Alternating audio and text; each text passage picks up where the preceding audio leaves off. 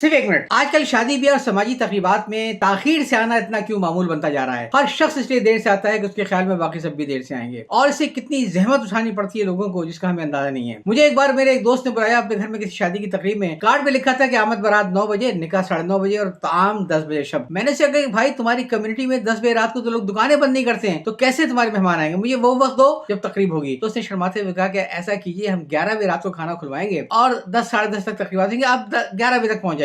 तो मैं जल्दी ही पहुंच गया कि निकाह में शिरकत हो जाएगी। 1:30 बजे रात को उन्होंने फोन किया समझाने वालों को कि मेहमान सारे आ गए, बारात लेकर जाइए। इस रस्म को मिलजुल के खत्म करना पड़ेगा। मेरा ख्याल है कि जो लोग वो हैं जो कि बर्फत जाना चाहते हैं, कोई हर्ज नहीं कि बर्फत जाएं, मुबारकबाद दें और ये कहें कि मैं बैठता जरूर लेकिन कोई मजबूरियां ऐसी मैं बैठ नहीं सकता हूँ। और इसी तरीके से अगर आप अपने घर में तकरीब में किसी को बुलाते हैं तो अजराए करम पूरा खाना एक साथ खुलवाने के बजाय उसको 2 हिस्सों में खुलवा दें, एक हिस्सा बंद रहने दें ताखीर से आने वालों के लिए। क्या जरूरी है पूरा मजमा इकट्ठा करने की? सोचिएगा जरूर। याद चाहता हूँ। अल्लाह हाफिज़।